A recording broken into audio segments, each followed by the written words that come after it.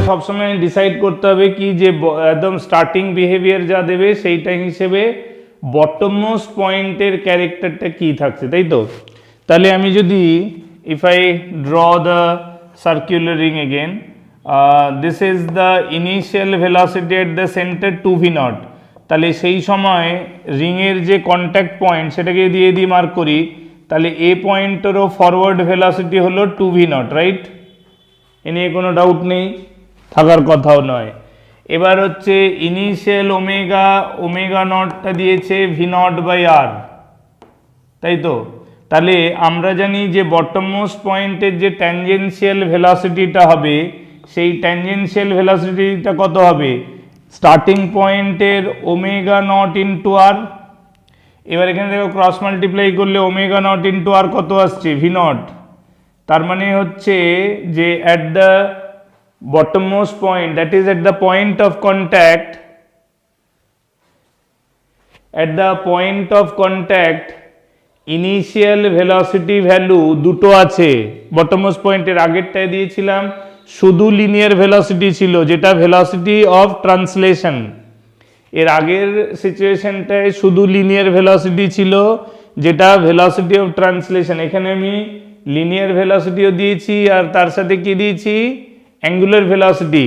Angular ভেলোসিটিটা omega naught মানে v0/r। তো সিম্পলিফাই করলে ওটারও লিনিয়ার ভেলোসিটির টার্মে ওটা আসছে omega naught into r is v0। তার মানে এ পয়েন্টে 2v0 ফরওয়ার্ড, v0 ব্যাকওয়ার্ড। তা আলটিমেটলি পয়েন্ট এটার নেট ভেলোসিটি কোন দিকে থাকলো? সামনের দিকে, কারণ সামনের দিকে যেদিকে ট্রান্সলেশনাল মোশন দেওয়া হয়েছে সেই দিকে ভেলোসিটিটা 2v0 আর পেছন দিকে যাচ্ছে v0। তাহলে 2v0 আগে, v0 পেছনে, তাহলে নেট ভেলোসিটি কত হলো? Forward, that is v0। Net velocity forward. তার মানে ট্রান্সলেশন আর রোটেশন দুটো বিহেভিয়ার দেওয়ার পরেও এই পয়েন্টের নেট ভেলোসিটি এটে কত হলো? v0 এই দিকে কি হিসেবে? 2v0 minus v0, that is equal two v0 forward. তার মানে ফ্রিকশন ফোর্স অবশ্যই এইদিকে কাজ করবে। তাহলে ফ্রিকশন ফোর্স মিউএন ব্যাকওয়ার্ড কাজ করছে, তার মানে আবার একই রকমভাবে রিটার্ডেশন পেছনে তৈরি হবে। তাহলে আমরা ডাইরেক্ট ফর্মুলাগুলো খালি লিখবো, that is mu n is equal to m a, that is mu m g equals to m a. M cancel হয়ে আবার এ তৈরি হলো মিউ জি। এ যখন মিউ জি তৈরি হলো কোন দিকে? In the backward direction against the linear motion. Therefore equation number 2, after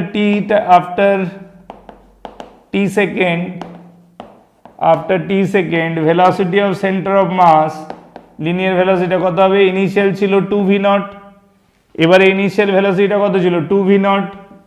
তাহলে 2v0 মাইনাস এটি, তার মানে 2v0 মাইনাস মিউ জিটি। এটা হলো second development. Now about the third development. Third ডেভেলপমেন্টটা কি? ফ্রিকশনের জন্য টর্ক মানে আলফা তৈরি হওয়া। তার মানে frictional force mu m g that into r is equal to I into alpha, তাই না? তাহলে এটা কত হয়ে গেল? Mu m g r is equal to m r square into alpha. তাহলে এম আর আর ক্যান্সেল করলে আলফা তৈরি হলো mu g by r. Alpha কত পেলাম? Mu g by r. তার মানে লিনিয়ার অ্যাক্সেলারেশন পেলাম। লিনিয়ার অ্যাক্সেলারেশনের জন্য লিনিয়ার ভেলোসিটি চেঞ্জ হলো। ফ্রিকশনের সেকেন্ড কাজ হলো angular motion, that is alpha তৈরি করা। আলফার জন্য ফোর্থ পয়েন্ট হিসেবে কি হবে? Omega instantaneous after t second. যে টি সেকেন্ড পরে আমরা লিনিয়ার ভেলোসিটি দেখেছিলাম সেই টি সেকেন্ডে ওমেগার ভ্যালু চেক করব, তাই না? তাহলে ওমেগা ইনস্ট্যান্টেনিয়াস কত আসছে? এবার omega initial plus alpha t, কারণ দেখো ওমেগা ইনিশিয়ালটাও ক্লকওয়াইজ দেওয়া ছিল আর আলফাটাও ক্লকওয়াইজ তৈরি হয়েছে সেম অর্ডারে, সে দুটোতেই plus omega naught plus alpha t, তাই তো? ফাইন। তাহলে এই ডেভেলপমেন্টটা হলো। এবার কথা হচ্ছে ফিফথ পয়েন্টে যখন আমরা যাব তখন আমরা রিংয়ের বটম মোস্ট পয়েন্টের নেট ভেলোসিটি জিরো নিয়ে আর্গুমেন্ট করব, তাই না? তাহলে অ্যাট ও এটা হয়ে গেল ভিসিএম, পুরো বডিটার একটা ইনস্ট্যান্টেনিয়াস ওমেগা আছে, তার মানে এবার পয়েন্ট অফ কন্ট্যাক্টটা পি, তাহলে তার ফরওয়ার্ড ভেলোসিটি হলো ভিসিএম আর ব্যাকওয়ার্ড ভেলোসিটি হলো ওমেগা ইনস্ট্যান্টেনিয়াস ইন্টু রেডিয়াস, ঠিক তো? তাহলে at P net velocity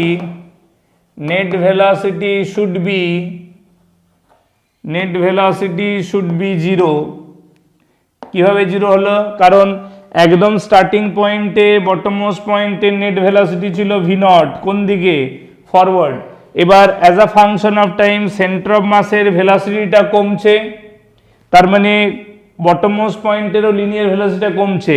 as a function of time ওমেগাটা বাড়ছে, তাহলে ওমেগা বাড়লে ওমেগা ইন্টু আরটাও বাড়ছে, তার মানে বটম মোস্ট পয়েন্টে ফরওয়ার্ড ভেলোসিটি কমছে, ব্যাকওয়ার্ড ভেলোসিটি বাড়ছে।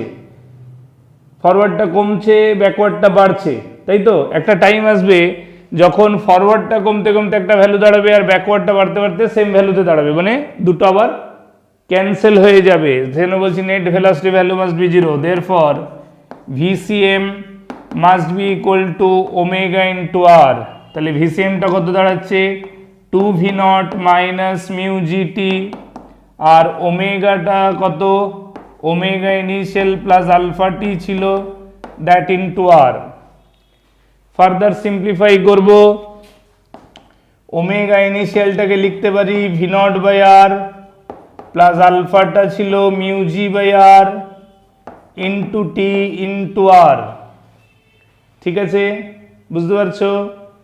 এই দেখো, এই দুটো আর কে এলসিএম কমন নিয়ে এটার সাথে ক্যান্সেল করা যায়, তাহলে দাঁড়ালো কত? এদিকে plus V naught plus mu GT, এই ভি নটটাকে এদিকে নিয়ে আসো, তাহলে কত দাঁড়াবে? 2v0 মাইনাস ভি নট, আর এই মিউ জিটির দিকে ওদিকে নিয়ে গেলে 2 মিউ জিটি। তাহলে কি দাঁড়ালো? 2v0 মাইনাস ভি নট, তার মানে আবার আমার কাছে চলে এলো mu g t is finally v naught by 2। Mu জিটির ভ্যালু কত আসছে? V naught by 2। তার মানে আলটিমেট ভ্যালু অফ ভিসিএম যেটা ছিল 2v0 মাইনাস মিউ জিটির জায়গায় আমি ওটাকে যদি লিখি ভি নট বাই 2, তাহলে এটা হয়ে গেল 3v0 বাই 2। তা আনসার হয়ে গেল 3v0 বাই 2। বুঝতে পেরেছ? 3v0 বাই 2 হয়ে গেল velocity at the center of a circular ring started with dual behavior, linear velocity given at the center in the forward direction, that is with 2v0, and having the initial angular velocity v0 by r।